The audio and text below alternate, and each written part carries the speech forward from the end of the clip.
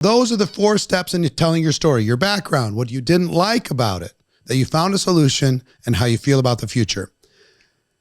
When my mentor helped me craft this, it did so much for my confidence, I cannot even tell you. Because when you tell your story, you make a connection with another human being. And 9 times out of 10, they'll start telling you their story. People want to help you. People want to learn more. People are not running away from you. They're leaning towards you.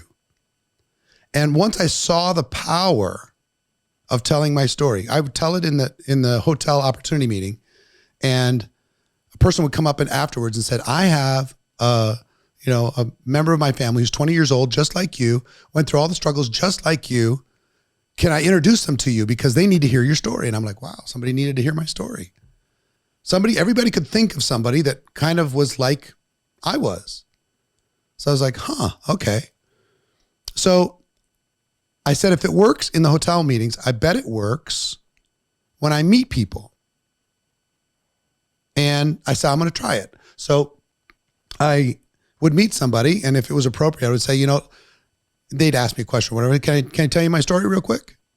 Here's my story. Bam, bam, bam, bam. Now, if you tell a story that's 5 minutes, 10 minutes long, you're not going to be, popular.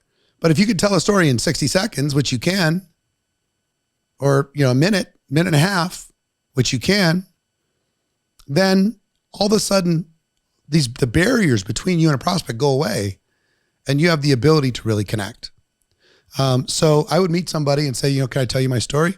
If I did a home meeting and I was presenting in the home, first thing I did was tell them my story. If I did a training, before I'd start the training, I would tell them my story.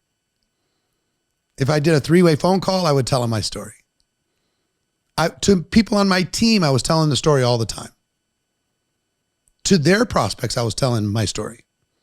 And I could do my story 5 minutes long. If I wanted to, I could do it in 30 seconds.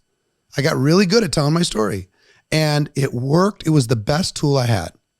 I would tell my story, and I'd introduce somebody to a tool or invite them to an event. That was all I did.